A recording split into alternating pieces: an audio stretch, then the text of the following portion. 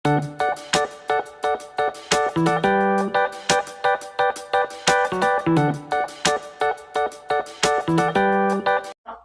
beberapa menit ya Bu ya? Iya. Ya kurang efektif. Kemudian pertanyaan yang kedua, bagaimana cara menyampaikan materi pembelajaran semasa pandemi sekarang? Kalau di sini ya di sekolah di Setia Warga, kebanyakan kita hanya menggunakan WA.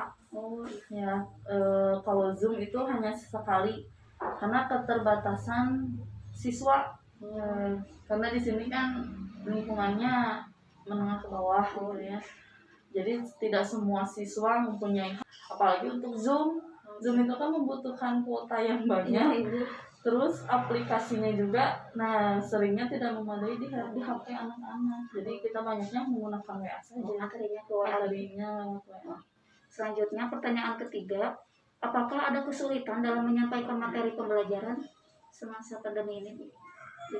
Kemarin sih ya kita banyak kesulitan menyampaikan materi karena siswa itu bingungnya kan banyaknya lihat HP, kita kirim lewat HP WA, fotonya kita fotokan karena kan tidak jelasnya di fotonya, terus kita kirimkan juga voice note-nya penjelasannya seperti ini. Kalau sekarang kita bisa lewat YouTube. Jadi guru-guru itu membuat pembelajarannya setelah membuat video dikirimkan di YouTube, jadi siswa juga bisa lihat di YouTube. Gampang ya YouTube, tinggal nonton gitu, tinggal nyiapin kuota mungkin ya. Kemudian untuk pertanyaan keempat, apakah selama pandemi ini Ibu melakukan jaring-jung Ibu ke rumah siswa gitu? Oh enggak, kalau sekarang tidak ada. Kalau dulu pernah nggak Bu? Kalau dulu paling cuman sekali, seminggu sekali atau sebulan sekali gitu. Ke rumahnya yang dekat mungkin. Kemudian karena pagi-pagi kita share tugasnya, paling jam 7, paling awal jam 7, paling telat sampai jam 8 kita kirim tugasnya, dan siswa mengirimkan lagi foto. Itu bebas, tidak di waktu, karena HP-nya pun kan HP orang tua. Jadi ada orang tua yang kerja, berarti mereka mengerjakan tugasnya menunggu orang tuanya pulang baru mengerjakan tugas. Jadi nggak disantuni waktunya ya Bu. Nah, untuk yang tidak mempunyai HP, kita biasanya siswa yang rumahnya dekat, pelajaran dampaknya sih buruknya ya yang ada, karena kan kita nggak tahu ya siswa itu mengerjakannya itu benar-benar dia sendiri atau sama orang tua. Kalau hanya dibantu sih nggak apa-apa gitu kan ya, itu kan memang kewajiban orang tua membantu siswa untuk belajar. Tapi kan kebanyakan malah orang tua itu ikut mengerjakan juga soalnya. Nah itu yang tidak boleh. Sekarang kebanyakan ya Bu ya kebanyakan seperti itu, dan malahan banyaknya jadi ya sulit aja belajarnya gitu. Kalau dilihat-lihat malah jadi makin sulit, jadi kurang pemahamannya. Nah Ibu, untuk pertanyaan cukup sekian ya Bu, terima kasih untuk jawabannya, sangat membantu sekali. Nah sebagai bentuk partisipasinya Ibu, apakah ada kegiatan yang dapat saya bantu untuk hari ini? Kalau untuk hari ini sih nggak ada ya kayaknya, karena hanya rapat saja.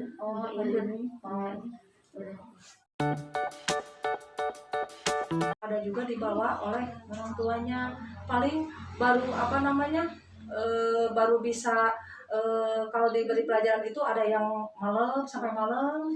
Iya, jadi masa pandemi ini memang sulit sekali lah bagi saya ya, terutama yang sekolahnya di kampung karena di bawah HP-nya oleh orang tua. Jadi si anak itu tidak, kalau kumpulkan jam segini misalnya, tidak semua, jadi harus on sampai malam juga, kadang jam 10 baru ngasih itu hasil dari pelajaran tadi gitu. Ngasih tugasnya itu ada jam 10. Jadi nggak seperti tatap muka. Kan tatap muka mah langsung selesai, langsung direkap nilainya. Ini mah satu harus nunggu dulu gitu. Susah ya Bu, jadi nggak waktu, jadi bingung. Iya, ngabisin waktu, ngabisin kuota. Kemudian perlu ke sekolah, apakah cukup efektif Ibu? Pengalaman saya mending gitu daripada daring ya, mending seperti itu. Jadi materi itu disampaikan sedemikian rupa jelas gitu ya, seperti tatap muka ya, cuman hanya waktu aja, cuman sebentar gitu. Jadi anak apalagi kan matematika kelas 6 diterangkan mengerti, apalagi kan ruang lingkupnya kecil gitu, cuman resikonya saya yang capek. Jadi 6 kali ya materi dengan materi yang sama 6 kali gitu. Nunggu anak materinya itu lagi semua, apalagi kelas 6 itu kan kelas tinggi, materinya otomatis sudah tinggi. Jadi tidak semua orang tua mampu mendampingi, maksudnya menerangkan kan. Biasanya tidak pastilah anaknya dibimbing ya sama orang tuanya. Kadang mamahnya suka, aduh bu kapan tatap muka, ini kurang jelas ini, makanya pengen cepat seperti biasa lagi gitu ya. Kalau kesahnya mah ya dari orang tua, masukan juga ke ibu, ini gimana, tapi kami lah guru berusaha tadi itu nyari buat video sederhana, mulai dari gambar, nyari kelas tinggi itu sebetulnya mah apalagi materinya tuh banyak ya. Kelas 6 mah waktu sedikit, apalagi sekarang harus daring itu kan terbatas ya, terbatasnya. Nah Ibu, untuk selanjutnya sebagai bentuk partisipasi, apakah ada kegiatan yang dapat saya pembelajaran matematika ya yang materi berikutnya gitu ya, biar ada penyegaran lah yang ngasihnya, misalnya mahasiswa tuh lebih termotivasi, mungkin nanti belajarnya. Ditunggu ya. Ibu, nanti saya dikirim via WA ya Ibu. Dalam kurung negatif 8 ditambah 12 dikali 2 sama dengan N. Nah, angka yang mana dulu yang harus kita cari? Seperti daring, jadi belum ada kita. Jadi daring ini saya menyampaikan tetap mukanya melalui video ya, video call, bisa Zoom meeting. Dan dari Zoom meeting ini saya mengemas pembelajaran secara menarik dengan bikin video PowerPoint, jadi supaya anak tuh lihat animasinya serta penjelasannya. Jadi dia nggak cuma nyimak aja gitu, tapi saya juga sambil jelasin, misalnya ini loh bunga ini, bunga itu kayak gitu. Terus beberapa pelajaran saya sampaikan melalui Zoom meeting, tapi ada beberapa pelajaran yang melalui video pembelajaran juga. Kemudian pertanyaan ketiga, apakah ada kesulitan dalam menyampaikan materi pembelajarannya? Kalau kesulitan mah pasti ada, tapi gimana kreativitas guru masing-masing lah gitu. Kalau misalnya kesulitan pasti ada. Saya hari per anak itu per rumah, maksudnya itu kurang lebih durasinya 2 jam. Itu misalnya ke rumah yang zonasi wilayah mana gitu, wilayah Cikendal, terus wilayah Cipageran, terus wilayah KBB, jadi keliling. Itu dalam 1 minggu saya bisa 2 atau 3 hari gitu gantian gitu. Tapi yang ternyata sekarang karena baru sebulan kan pembelajaran, jadi belum pasti dari. Kemudian pertanyaan kelima, apakah cukup efektif Ibu dengan harus Ibu melakukan jauh ke rumah siswa atau bagaimana? Itu sebetulnya lumayan membantu, lumayan efektif juga, karena selain saya mengajar daring, saya juga menyampaikan materi langsung ketemu anak-anaknya. Dan di situ saya tahu ini anak tuh beneran ngerti atau enggak gitu. Soalnya kalau belajar daring mereka cuma oh iya bu, iya aja kan, terus mereka ngumpulin tugas juga saya nggak tahu mereka bikin sendiri atau gimana. Kebanyakan dibantu ya sama orang tua. Tapi pas ketemu mah kan ternyata si ini tuh nggak bisa gitu kan, ketahuan. Kemudian pertanyaan keenam, apakah ada keluh kesah dari peserta didik mengenai pembelajaran daring ini? Kalau kesal banyak ya, terutama bagi yang keterbatasan device ya, misalnya mereka masalah handphonenya nggak bisa Zoom, nggak bisa Google Meet, nggak bisa Google Form, kuota, space memory, itu sih masalahnya. Kemudian pertanyaan ketujuh, apakah ada kendala bagi Ibu dalam memberikan tugas kepada peserta didik semasa pandemi ini? Kalau kendala ada aja sih, ada beberapa siswa yang sulit dihubungi.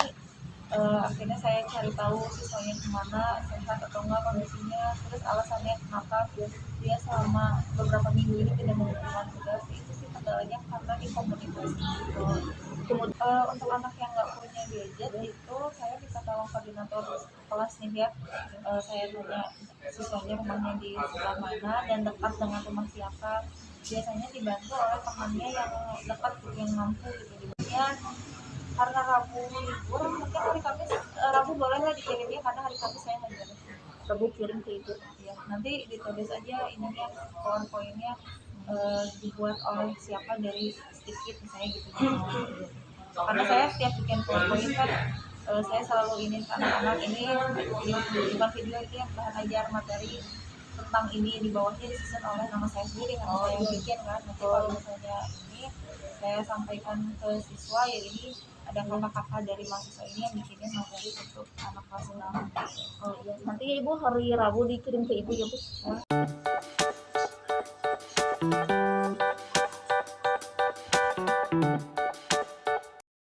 Susah gitu karena saya paling menyampaikan ke WhatsApp ini tugasnya dengan ketentuannya dan sebagainya, materinya udah ada di sini, silahkan dibuka aksesnya, dikumpulkan sampai batas waktu kapan gitu. Setelah itu siswa banyak juga yang mengumpulkan hampir sekitar 80 sampai 85% lah. Sisanya mungkin ada yang istilahnya motivasi di rumahnya atau banyak kendala lah mungkin ya 15% itu. Saya mengakses informasi materinya dari temennya barang-barang atau juga dari buku paketnya untuk materinya. Nah kalau untuk tugasnya bisa dikirim melalui gadget temennya gitu. Jadi tetap ada dia mengumpulkan tugas. Kemudian pertanyaan ke-10, apakah fasilitas proses pembelajaran daring semasa pandemi di sekolah sudah memadai? Kalau di sekolah sih alhamdulillah ya untuk daring bisa terlaksana, guru-guru bisa ya punya gadget masing-masing. Di sekolah juga disediakan wifi, hanya mungkin dari sisi siswanya aja yang masih banyak kendala gitu. Kemudian pertanyaan ke-11, aplikasi apa yang sering digunakan dalam proses pembelajaran semasa pandemi Kak? Yang paling sering WhatsApp ya, WhatsApp untuk bertukar pesan gitu, materi. Kalau saya menggunakan media YouTube. Terus sempat tahun kemarin juga menggunakan Google Classroom, cuman karena sedikit yang bisa mengakses Google Classroom itu, jadi untuk tahun ini saya tidak menggunakan Google Classroom, jadi hanya WhatsApp sama YouTube ya. Beberapa kali mungkin nanti akan dicoba Zoom juga, tapi nggak, kayaknya kurang efektif juga karena cuma sedikit yang bisa mengaksesnya gitu. Kemudian pertanyaan ke-12, apakah ada dampak baik atau buruk selama pembelajaran semasa pandemi bagi Bapak? Ya kalau menurut saya dampak baiknya ya, saya sisi positifnya memang kita jadi harus melek IT gitu ya. Jadi nggak bisa istilahnya pembelajaran menggunakan metode lama dengan cara ngobrol biasa dan sebagainya. Jadi harus paham IT, bisa menggunakannya supaya itu bisa jadi media pembelajaran. Dan nanti mungkin kedepannya setelah masuk ke istilahnya udah tatap muka terbatas, IT juga bisa digunakan gitu ketika pembelajaran yang luar biasa. Mungkin dari gurunya harus praktek ke IT-nya harus paham, tapi mungkin ada dampak buruknya bagi peserta didik, mungkin handphonenya ada yang tidak punya, ada yang bantu registrasi ya, pendaftaran. Membuat akun registrasi, buat akun registrasi ASN ASN. yang IPA dan matematika. Dia cuma bikin akunnya aja registrasi, nanti masalah uploadnya selanjutnya sama kita aja ya. Kalau udah selesai